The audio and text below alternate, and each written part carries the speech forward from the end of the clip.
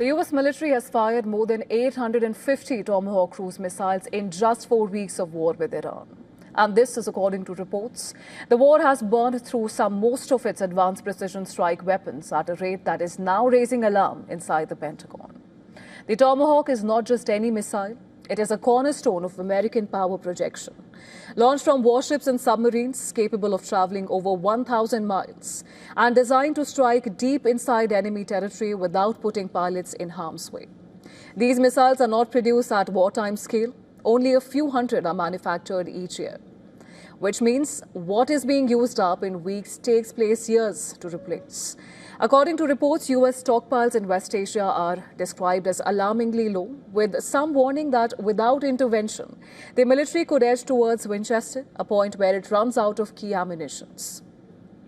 Now, to understand the scale, analysts estimate that firing over 800 Tomahawks could account for as much as a quarter of America's total inventory.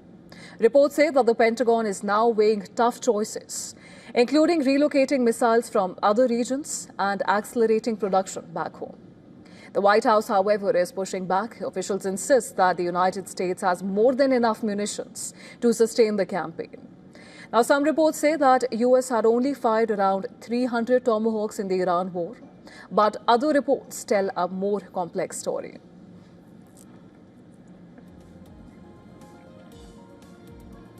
And to unpack this further, we're now being joined on the broadcast by Mr. Chris Doyle. He's a director of CABU, which is Council for Arab-British Understanding, and he's the current lead spokesperson for CABU. He's joining us live from London.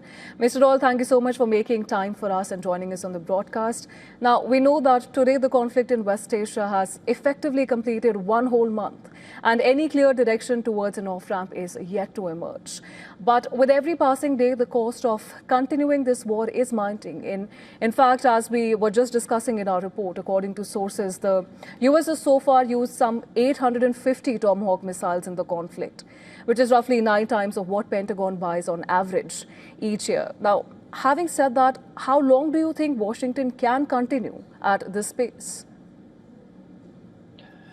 Well, it could continue certainly for a very long time. Whether it will be able to fire the same number of Tomahawk missiles is another matter. I think also in the calculations of the American and indeed Israeli militaries will be how many interceptors they have to take down Iranian ballistic missiles and indeed to intercept drones.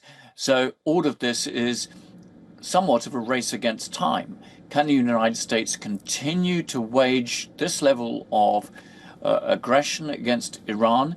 And to what extent can Iran continue to withstand this sort of level of bombardment? It's really very unclear. Now, what Iran has done today is by persuading its ally, the Houthis, to fire a missile towards Israel once again, but the first time since the current US-Israeli war in Iran started at the end of February. This means that there are even more calculations that the strategic planner is going to have to take into consideration, to what extent that this will mean that they will have to deploy more forces to watch out for interventions within the Red Sea. The Bab el-Mandeb Strait is another choke point, in addition to the Hormuz Strait, that Iran may have its eyes on in terms of threatening. Now, it's not without risks for Iran to do that. It would antagonize both Egypt and Saudi Arabia, perhaps pulling them into this war against Iran, which may not be in Iran's best interests. So it's still very unclear. We are still engulfed in a very, very dangerous situation. Right, Mr. Doyle. And in fact, Marco Rubio, when he was speaking after a meeting with the G7 counterparts in France, he said that Washington is ahead of schedule in the operation and he expects it to conclude in a few weeks. And interestingly, he also said that there wouldn't be the need to send ground troops. But we know that at the same time, there are reports of thousands of more U.S. personnel who are being deployed to the region, and also the possibility of U.S. eyeing the Karg Island. What's your reading of the matter and the contradictions that are emerging here?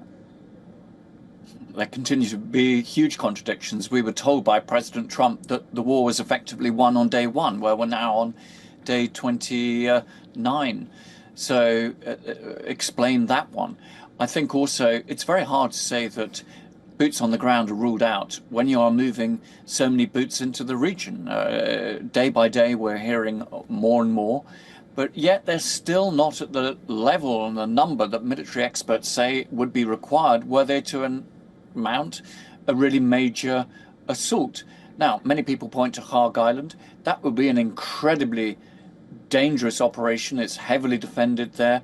It would be possible perhaps to take, but holding that territory under missile fire from mainland Iran, that would be very difficult without cover. And there won't be, you would have to sail some American vessels through the Straits of Hormuz to give them backing. So this may not happen. Maybe there'll be another target for some sort of aerial amphibious landing. So all of this is to keep us guessing. But what really is clear is, as you said right at the start, there isn't an easy off-ramp here. And what one can hope for is perhaps that the mediation that is being engaged by the likes of Pakistan, Egypt and Turkey can hopefully push the various sides of this closer to some sort of ceasefire deal, because the impact of this war is being felt globally and at quite some level. Absolutely, Mr. Doyle, and this conflict has been shrouded in dense fog since the very beginning, be it the said objectives of this war to the strategy, the timeline, even the end goals. And in fact, some analysts have been of the opinion that the outcome of the conflict is not some grand deal between US and Iran, but which will end the war. But in fact, it will be Trump deciding that he's had enough and he's suffered enough politically and economically. Do you agree with that opinion? Is that what is going to take for Washington to take a step back, or there's still more to play out here, according to you? President Trump may well want to do that, and he might be tempted to. It's certainly within the bounds of possibility because, you know, with him, he creates his own reality. So he can say, we're finishing, we've won, we've dealt them a historic blow, and that's it. But if the Strait of Hormuz is still not properly open, if there are still missiles flying against US allies, including Israel and the Gulf states, and if there is a threat in the Red Sea, it's going to be really tough to square that with a statement that the United States has won a victory, an historic victory against Iran. So he needs somehow to get those straits open, to make sure that shipping is flowing again, oil and gas is being exported once more. Otherwise, I don't think even his closest supporters in the United States are really going to buy this story. Absolutely, Mr. Doyle. Those are all very valid points there. But of course, we'll have to see who blinks first, because, of course, we'll have to wait and see how each side calibrate their next move. And we'll continue to track the developments closely. But for now, thank you so much for joining us in the broadcast and sharing your insights with us. Thank you for having me.